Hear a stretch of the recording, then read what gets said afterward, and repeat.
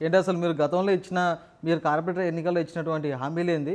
మీరు ఇప్పుడు పదవి కాలం ముగిసే వరకు చేసినటువంటి డెవలప్‌మెంట్ ఏందంటే ఏం చెప్తారు? యాక్చువల్‌గా హామీలు నేను కార్పొరేటర్‌గా పోటీ చేసినప్పుడు హామీలు అడగలేదు, నేను ఇవ్వలేదు. ప్రజలెంబడి ఏవో ఉంటాను. హామీలు అయితే ఇచ్చే ఉంటారు కదా! అదే చెప్పబోతున్నా.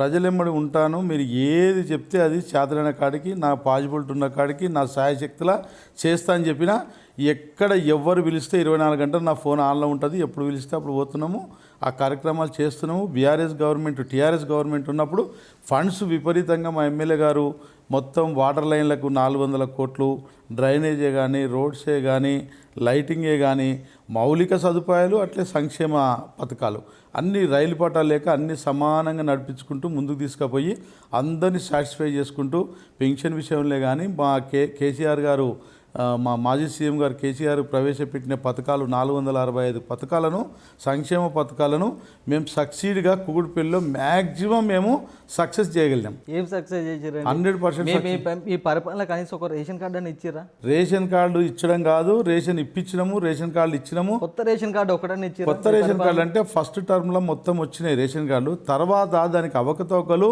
దాని నుంచి కొంత ప్రాబ్లమ్స్, టెక్నికల్ ప్రాబ్లమ్స్ వచ్చినవి. కొన్ని కులాలు అంటే వేరే రాష్ట్రాల్లో ఉన్న కులాలు అవి ఇవి సక్సీడ్ కాక కొంత ఆపింది నిజమే, కానీ ఫస్ట్ టర్మ్లో మొత్తం ఇష్యూ చేసినాము, అన్ని చేసినాం. గత ప్రభుత్వం మీది, గత పరిపాలన మీది. డివిజన్ అభివృద్ధి విషయంలోకి వచ్చేసరికి దాదాపు ఎన్ని నిధులు తీసుకొచ్చారు డివిజన్కి? ఏమేమి అభివృద్ధి చేశారు? నా డివిజన్కే కనీసం మా ఎమ్మెల్యే గారు 200 నుంచి 300 కోట్లు ఇచ్చిండు. మీరు ఇప్పుడు మీకు టైం ఉంటే చెప్పండి, బైక్ మీద ఎక్కించుకొని తిరుగుతా.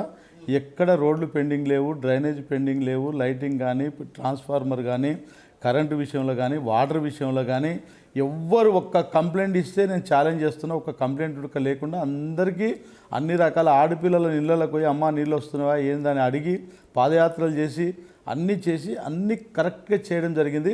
ఎక్కడో మాకు నా డివిజన్లో బ్యాక్ వాటరు జీడిమెట్లకు పోయి కొన్ని సంపులు నిండి రిటర్న్ వస్తేనే పట్టుకునే సమస్య ఉండే మా టీఆర్ఎస్ రాకముందు, నేను కార్పొరేటర్ కాకముందు, మా ఎమ్మెల్యే కాకముందు. అవన్నీ కూడా మొత్తం డైరెక్ట్ పైప్ లైన్ వేసి డైరెక్ట్ వాటర్ వచ్చేటట్టు. ఎందుకంటే ఫస్ట్ ప్రియారిటీ వాటర్. ఆ వాటర్ను సక్సీడ్ చేసేసినాం, దాన్ని వాటర్ ప్రాబ్లం లేకుండా చేసినాం. ఈ గవర్నమెంట్ వచ్చింది 2.5 సంవత్సరాలు అయిపోయింది. పోయిన ఎండాకాలం ట్యాంకర్లు మళ్ళీ మొదలుపెట్టారు. ఇప్పుడు ఆల్రెడీ వాటర్ సమస్య మొదలైంది. వీళ్ళకు పరిపాలన చేయడానికి వస్తలేదు. వాడు టీవీలో మాట్లాడడం, ఆ సీఎం ఎవడో కానీ నాకు తెలియదు, కానీ ఆ టీవీలో మాట్లాడము ఏదో పొంకనాలు కొట్టడము తప్ప ఆ పరిపాలన దక్షిణ